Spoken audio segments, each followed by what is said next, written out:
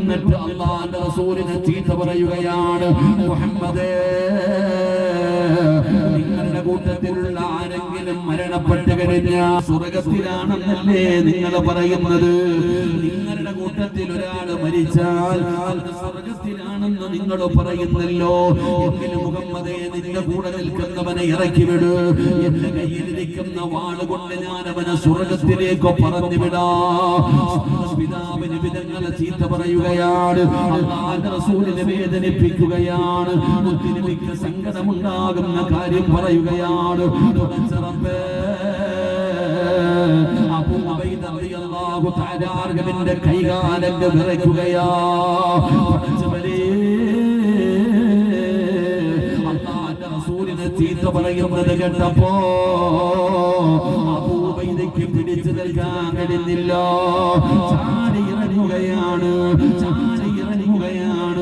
അല്ലാഹുവേ,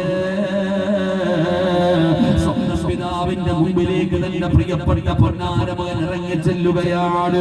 അവിടെ നിന്ന് പടച്ചവനെ ഒന്നും കാണുന്നില്ലടോ. രണ്ടുപേരും തമ്മിൽ ഏറ്റുമുട്ടുകയാണ്. കുറച്ചു സമയം കഴിയുമ്പോ അബൂ ഉബൈദ റളിയല്ലാഹു തആല തന്റെ പ്രിയപ്പെട്ട പിതാവിന്റെ തലയുമായിട്ട് ഇലാ ഹദറത്തി റസൂലില്ലാഹ് പ്രവാചകൻ സല്ലല്ലാഹു അലൈഹി വസല്ലമ തങ്ങളുടെ മുമ്പിലേക്ക് സ്വന്തം പിതാവിന്റെ തലയും പിടിച്ചുകൊണ്ട് കടന്നു വരികയാണ്. നബി തങ്ങളുടെ മുമ്പിൽ വന്നിട്ട് പറയുന്നു, അസ്സലാത്തു വസ്സലാമു അലൈക യാ സയ്യിദി യാ റസൂലല്ലാഹ്. അല്ലാഹുവിന്റെ പ്രവാചകന്റെ മുമ്പിൽ വന്നിട്ട് നബി തങ്ങളോട് സലാം പറയുകയാ. സ്വന്തം പിതാവിന്റെ തലയെടുത്തിട്ടാണ് മുത്തുനബിയുടെ മുമ്പിൽ വന്ന് സലാം പറയുന്നത്. നബി തങ്ങൾ മിണ്ടിയില്ലടോ. റസൂലപടന്ന് തലതിരിക്കുകയാണ്. അവിടെയും ഇവിടെയും മറുഭാഗത്തും അപ്പുറവും ഇപ്പുറവും പോയി നിന്നിട്ട് നബി തങ്ങളോട് സലാം പറഞ്ഞു. റസൂലപടന്ന് സലാം അടക്കുന്നില്ല. കാരണം പടച്ചവനെ പിതാവാണല്ലോ. സ്വന്തം പിതാവിന്റെ തലയെടുത്തുകൊണ്ട് വന്ന് നിൽക്കുകയാ. സ്വന്തം പിതാവിന്റെ തലയെടുത്തിട്ടാണ് മകൻ നിൽക്കുന്നത്. പടച്ചവനെ ഒരിക്കലും അല്ലാഹുവിന്റെ റസൂലോ ദീനോ അത് ഇഷ്ടപ്പെടുന്നില്ലടോ. പടച്ചവനെ ആ ചെറുപ്പക്കാരൻ സലാം പറഞ്ഞോ. നബി തങ്ങളെ മിണ്ടുന്നില്ല. പഠിക്കണം ചെറുപ്പക്കാരോ, അല്ലാഹുവിന്റെ പരമയെ കൊല്ലാനോ പടച്ചവനെ മറ്റുള്ളവരെ കൊല്ലാൻ പഠിപ്പിക്കുന്ന മതമല്ല. അല്ലാഹുവേ, ഒരു ഇല പോലും പറിച്ച് കളിക്കരുത്. ഒരു ഇലയെ പോലും പറിച്ച് കളയാൻ പാടില്ല. അതൊരു ജീവനാണ്. ഒരു മരം പോലും ആവശ്യമില്ലാതെ വെട്ടിമുറിച്ച് കളയാൻ പാടില്ല. അല്ലാഹുവേ, അതൊരു ജീവനാണ്. മഹാനായ നബി തങ്ങൾ ആരാ? അല്ലാഹുവിന്റെ പ്രവാചകൻ സല്ലല്ലാഹു അലൈഹി വസല്ലമ തങ്ങളെ കുറിച്ച് പഠിക്കണമോ? നബി അറിയാത്തവനാണ് പരിശുദ്ധമായ ദീനിനെ നാണം കെടുത്തുന്നത്. അവനാണ് കുറ്റം പറയുന്നത്. ദീൻ വളർന്നത് വാളുകൊണ്ടാണെന്ന് പ്രചരിപ്പിക്കുന്നത്. തീവ്രവാദവും ഭീകരവാദവും പടച്ചവനെ മുസ്ലിമീങ്ങളുടെ തലയിലേക്ക് കെട്ടിവെക്കുന്നത് പരിശുദ്ധമായ ദീനറിയാനിട്ടാ. അവർക്ക് ഇസ്ലാമിന്റെ നിയമങ്ങൾ അറിയാനിട്ടാ. പഠിക്കണം സഹോദരാ, പഠിക്കണം സഹോദരാ. അല്ലാഹുവിന്റെ പരിശുദ്ധമായ ദീൻ പറയുന്നത് എന്തെന്നറിയോ? ലോകത്തുള്ള ഒരു മനുഷ്യനെ കൊല്ലുന്നത് പടച്ചവനെ, ലോകത്തുള്ള ഒരാളെ കൊല്ലുന്നത്, ഒരു മനുഷ്യനെ കൊല്ലുന്നത് ലോകത്തുള്ള സർവ്വരെയും കൊല്ലുന്നതിന് തുല്യമാണെന്ന് പഠിപ്പിച്ച മതമാണ് പരിശുദ്ധമായ ദീനുൽ ഇസ്ലാം. ഒരിക്കലും ആരെ കൊല്ലുവാനോ ഉപദ്രവിക്കുവാനോ വേദനിപ്പിക്കുവാനോ റോഡിലൂടെ നടന്നു പോകുന്നവന് തടസ്സമായി അവന് പ്രയാസകരമായ വഴിയിൽ കിടക്കുന്ന ഒരു കല്ല് പോലും എടുത്തു കളഞ്ഞാൽ അല്ലാഹുവിന്റെ ദീൻ എന്താണെന്ന് പഠിക്ക്. മുസ്ലിം എന്ന് പറഞ്ഞാൽ ആരെന്ന് പഠിക്ക്. വഴിയിലൂടെ നടന്നു പോകുന്നവന് ഉപദ്രവമായി കിടക്കുന്ന ഒരു കല്ലെടുത്ത് കളയുന്നവന് സ്വർഗമുണ്ടെന്ന് ഉണ്ടെന്ന് പഠിപ്പിച്ച മതമാണ് പരിശുദ്ധമായ ദീനുൽ ഇസ്ലാം. കാരണം ഒരു മുസ്ലിമിന്റെ ജീവിതത്തിലെ ഏറ്റവും വലിയ മോഹം സ്വർഗ്ഗമാണോ? എന്തിനാണോ നമ്മൾ ജീവിക്കുന്നത്? എന്തിനാ നിസ്കരിക്കുന്നത്? എന്തിനാ ഖുർആൻ ഓതുന്നത്? എന്തിനാ പാതിരാത്രി ഇവിടെ വന്നിരിക്കുന്നത്? ഞാൻ എന്തിനാ നിങ്ങളുടെ മുമ്പിൽ പ്രസംഗിക്കുന്നത്? നമ്മുടെ ജീവിതത്തിലെ മോഹം സ്വർഗ്ഗമാണോ?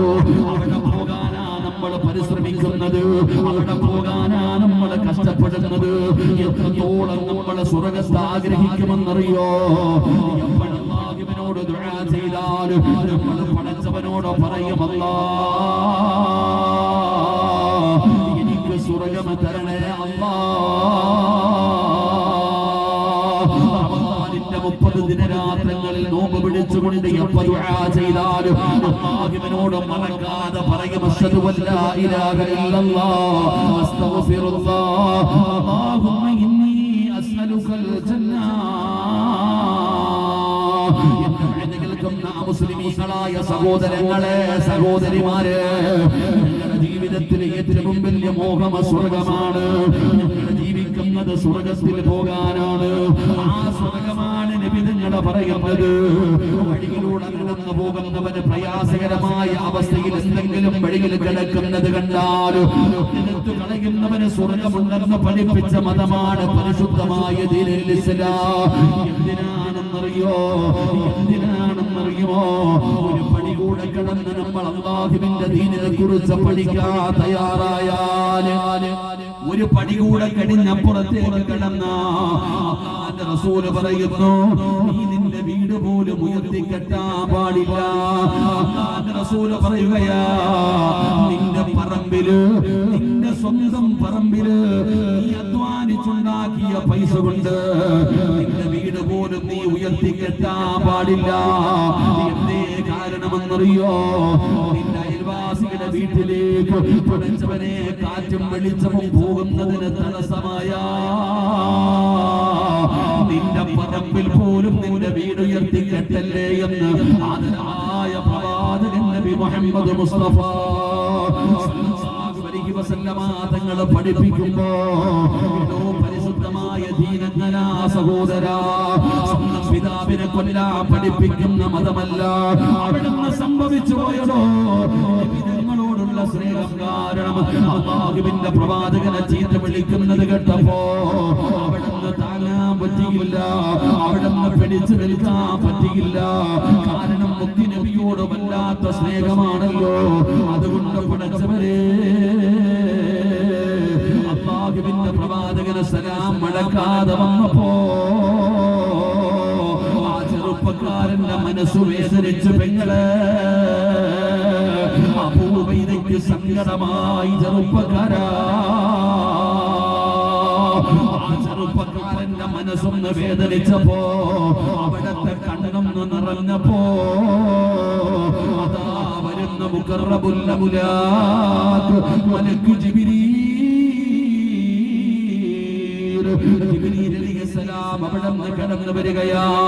നബി നിങ്ങളുടെ മുമ്പിൽ വന്നിട്ട് അവിടുന്ന് ഓതുകയാണ്, ലാ തജിദു ഖൗമൻ യുമിനൂന ബില്ലാഹി വൽ യൗമിൽ ആഖിർ യുവാദൂന മൻ ഹാദ്ദല്ലാഹ വറസൂലഹു വലൗ കാനൂ ആബാഅഹും ഔ അബ്നാഅഹും ഔ ഇഖ്വാനഹും ഔ അസീറതഹും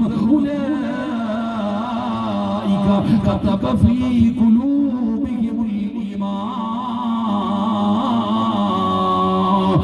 നബിയുടെ മുമ്പിൽ വന്നിട്ട് ജിബ്രീൽ ഓതി കൊടുക്കുകയാ, നബിയേ നബിയേ സലാം മടക്കു നബിയേ, സലാം മടക്കു നബിയേ. വാപ്പയെക്കാൾ ഉമ്മയെക്കാൾ ഭാര്യയെക്കാൾ മക്കളെക്കാൾ കൂടപ്പിറപ്പിനെക്കാൾ സ്വന്തം ജീവനെക്കാൾ അങ്ങയെ സ്നേഹിക്കുന്ന ചെറുപ്പക്കാരനാണ് നബിയേ. അല്ലാഹുവിന്റെ പ്രവാചകനോട് സലാം മടക്കാൻ പറയുമ്പോ എന്തിനാണ് ഞാൻ ഈ ചരിത്രം പറഞ്ഞതെന്നറിയോ? ആരെയും കൊല്ലാനല്ല, ആരെയും പീഡിപ്പിക്കാനല്ല, ആരെയും വേദനിപ്പിക്കാനല്ല. പിന്നെ എന്തിനാണ് ഈ ചരിത്രം പറഞ്ഞതെന്നറിയോ? ഈ ചരിത്രത്തിൽ നിന്ന് നമ്മൾ പഠിക്കേണ്ട ചില കാര്യങ്ങളുണ്ടല്ലോ. ഈ ചരിത്രത്തിൽ നിന്ന് നമ്മൾ പഠിക്കേണ്ട ചില കാര്യമുണ്ട്. എന്താ കാര്യമെന്നറിയോ? ചില ചെറുപ്പക്കാരെങ്ങനെയാ, ചില ഈമാനുള്ളവരങ്ങനാ, അവരുടെ കണ്ണിന്റെ മുമ്പിൽ തെറ്റു നടക്കുന്നത് കണ്ടാൽ, അവരുടെ കണ്ണിന്റെ മുമ്പിൽ തെറ്റു നടക്കുന്നത് കണ്ടാ അവർക്ക് സഹിക്കൂലടോ, അവർ പ്രതികരിച്ചു പോകുമടോ. എപ്പോഴും നിന്നോട് ചോദിക്കാറുണ്ടല്ലോ, എന്തിനാണ് ഈ നാട്ടിൽ വേറെ ഒരാൾക്കും കുഴപ്പമില്ലല്ലോ, നീ എന്തിനാ എല്ലാത്തിനും തർക്കിക്കുന്നത്, എന്തിനാ നീ തടസ്സം നിൽക്കുന്നത്, നിനക്ക് വേറെ ഒരു പണിയുമില്ലേ എന്ന് പറഞ്ഞുകൊണ്ട് പലരും നിന്നെ ഒറ്റപ്പെടുത്താറുണ്ടല്ലോ. നിന്റെ പൊന്നാര മകന് തെറ്റ് കണ്ടാൽ അവരെന്തുകൊണ്ടാണ് ഇടപെടുന്നതെന്നറിയോ? അല്ലാഹുവിന്റെ പരിശുദ്ധമായ ഖുർആൻ പറയുകയാ, ഉലൈക കതബ ഫീ ഖുലൂബിഹിമുൽ ഈമാൻ, അവരുടെ ഹൃദയത്തിന്റെ അകത്ത് അല്ലാഹു ഈമാൻ എഴുതി വച്ചിരിക്കുകയാ. അവർ ചിലരുടെ ഹൃദയത്തിന്റെ അകത്ത് അല്ലാഹു ഈമാൻ എഴുതി വെച്ചിട്ടുണ്ട്. അതുകൊണ്ടാണ് അവർ പ്രതികരിച്ചു പോകുന്നത്, അതുകൊണ്ടാണ് തെറ്റ് കണ്ടാൽ തിരുത്താൻ തയ്യാറാകുന്നത്. അല്ലാതെ മിണ്ടാതെ നടക്കുന്നത് നല്ല സ്വഭാവമല്ലടോ.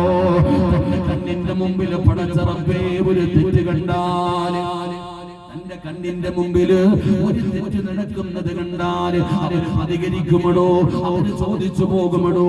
അതിനവരെ കുറ്റപ്പെടുത്തിയിട്ട് കാര്യമില്ല, അവരെ ഒറ്റപ്പെടുത്തിയിട്ട് കാര്യമില്ല. അതിന്റെ കാരണം എന്തെന്നറിയോ? ഉലൈക കതബ ഫീ ഖുലൂബിഹിമുൽ ഈമാൻ, അവരുടെ ഹൃദയത്തിന്റെ അകത്ത് ഈമാൻ അല്ലാഹു എഴുതി വെച്ചിരിക്കുകയാ. അതുകൊണ്ടാണ് അവര് പ്രതികരിക്കുന്നത്. അല്ലാതെ കണ്ണിന്റെ മുമ്പിൽ തെറ്റ് നടക്കുമ്പോ കാണാതെ മിണ്ടാതെ നടന്നു പോകുന്നത് ഒരിക്കലും ഒരു മുസ്ലിമിനെ യോജിച്ചതല്ല. കാരണം നിബിധങ്ങൾ പറയുകയാ, മൻ റആ മിൻകും മുൻകറൻ ഫൽയുഗയ്യിറു ബിയദിഹി ഫഇൻ ലം യസ്തതി' ഫബിലിസാനിഹി ഫഇൻ ലം യസ്തതി' ഫബിഖൽബിഹി വദാലിക അദ്അഫുൽ ഈമാൻ. പ്രവാചകം പറയുകയാണ്, ഒരു തെറ്റ് നിന്റെ കണ്ണിന്റെ മുമ്പിൽ നടക്കുന്നത് കണ്ടാൽ നിനക്ക് കഴിയുമെങ്കിൽ നിന്റെ കൈ കൊണ്ട് തടയണേ, നിന്റെ കൈ കൊണ്ട് തടയണേ, അല്ലെങ്കിൽ പടച്ചവനെ നിന്റെ നാവ് കൊണ്ട് തടയണേ.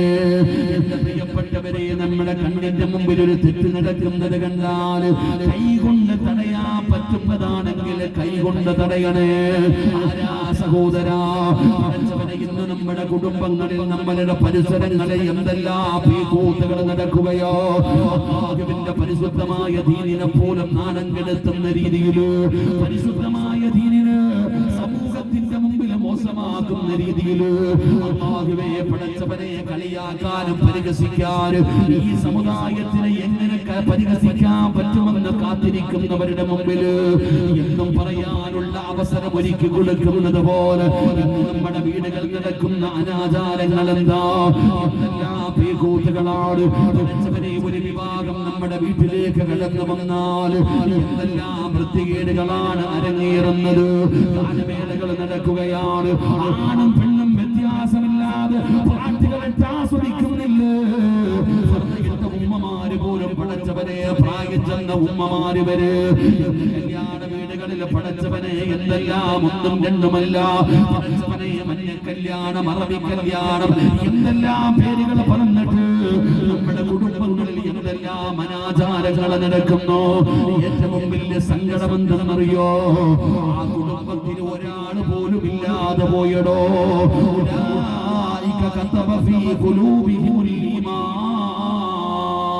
ഹൃദയത്തിൽ ഈമാൻ എഴുതി വെച്ച ഒരാൾ പോലും. നമ്മുടെ സമുദായം, ഓരോ കുടുംബങ്ങൾ നടക്കുന്ന, ഓരോ വീടുകളിൽ നടക്കുന്ന വിവാഹവുമായി ബന്ധപ്പെട്ട് നടക്കുന്ന അനാചാരങ്ങൾ ഈ സമുദായത്തിൽ തന്നെ നാണക്കേടുണ്ടാക്കി വെക്കുന്ന വൃത്തികെട്ട സ്വഭാവങ്ങൾ നടക്കുന്ന ഒരാൾ പോലും പ്രതികരിക്കാനില്ല. അങ്ങനെയാണ് ചോദിക്കല്ലേ, എന്റെ വാപ്പ നിങ്ങൾ ഇങ്ങനെ എല്ലാത്തിനും തടസ്സം നിൽക്കുന്നേ, എന്തിനാടാ നീ എല്ലാത്തിനും ഇങ്ങനെ തടസ്സം നിൽക്കുന്നത്? അത് അവനെ പറഞ്ഞിട്ട് കാര്യമില്ലടോ, അവന്റെ ഹൃദയത്തിൽ അല്ലാഹു ഈമാൻ എഴുതി വെച്ചിട്ടുണ്ട്. കണ്ണിന്റെ മുമ്പിൽ തെറ്റ് നടക്കുന്നത് കണ്ടാ പറയുക തന്നെ ചെയ്യും. അല്ലാഹുവിന്റെ റസൂൽ സല്ലല്ലാഹു അലൈഹി വസല്ലമ തങ്ങൾ പറഞ്ഞു, കൈകൊണ്ട് തടയാൻ പറ്റുന്നതെങ്കിൽ കൈകൊണ്ട് തടയുക. പിതാവേ, നിന്റെ വീടിന്റെ അകത്ത് എത്രയോ കാരണവന്മാരുണ്ട്. നിങ്ങൾ സാധാരണ ആൾക്കാരല്ല. കാരണവന്മാരെന്ന് പറയുന്നത് സാധാരണ ആൾക്കാരല്ല. നിങ്ങളുടെ കണ്ണിന്റെ മുമ്പിൽ തെറ്റ് കണ്ടാൽ നിങ്ങൾ തിരുത്തുക തന്നെ വേണം. നിങ്ങൾക്ക് അല്ലാഹു നൽകിയിരിക്കുന്ന ഒരു അധികാരമാണ്, അല്ലാഹു നിങ്ങൾക്ക് നൽകിയിരിക്കുന്ന ഒരു പവറാണത്. കണ്ണിന്റെ മുമ്പിൽ തെറ്റു നടക്കുന്നത് കണ്ടാൽ തിരുത്തുക തന്നെ വേണം. അത് അല്ലാഹു നിനക്ക് തന്ന അധികാരമാണ്. നിന്റെ കുടുംബങ്ങളിൽ ഇങ്ങനെയുള്ള വൃത്തികേടുകൾ നടക്കുമ്പോൾ ഇന്നത്തെ കല്യാണങ്ങൾ നോക്കിക്കേ.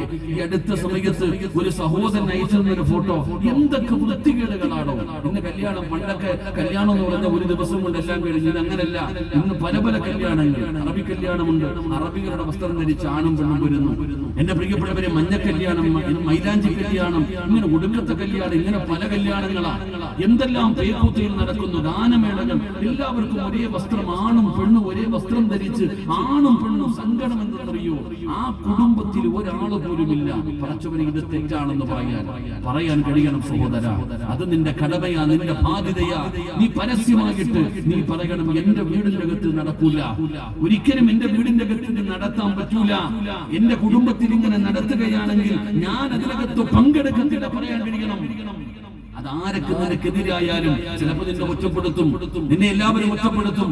നിന്നെ ചിലപ്പോൾ തങ്ങളാ പുതിയ മഹാന്മാരൊക്കെ പരിഹസിക്കും. പക്ഷേ നമ്മളുടെ കുടുംബങ്ങളിൽ എങ്ങനെ നടക്കുന്നത് കണ്ടാൽ ഒന്നുകിൽ നീ കൈകൊണ്ട് നടത്ത്. നിനക്ക് കൈകൊണ്ട് തടയാൻ പറ്റുമല്ലോ. നിന്റെ ഭാര്യ, നിന്റെ മക്കൾ, നിന്റെ കൂടപ്പുറപ്പുകൾ, നിനക്ക് കൈകൊണ്ട് തടയാൻ പറ്റുന്നവരെ കൈകൊണ്ട് തടയുക. അല്ലെങ്കിൽ നിന്റെ നാവ് കൊണ്ട് തടയാമല്ലോ, പറയാമല്ലോ. ആരുടെയും കൈയും കാലം പിടിക്കേണ്ട, നിന്റെ നാവ് കൊണ്ട് നിനക്ക് പറയാമല്ലോ. അതിന് പറ്റത്തില്ലെങ്കിൽ ഈ നടക്കുന്ന പേക്കൂത്തുകളെ നിനക്കൊന്ന് വെറുക്കാനെങ്കിലും പറ്റൂലേ? ഞാൻ ഇതിനൊന്നും പങ്കാളിയാവില്ല, ഞാൻ ഇതിനൊന്നും കൂട്ടുനിൽക്കൂല. പള്ളി വരെ നിക്കാഹടി ഞാൻ എന്റെ പണി നോക്കി പോകും.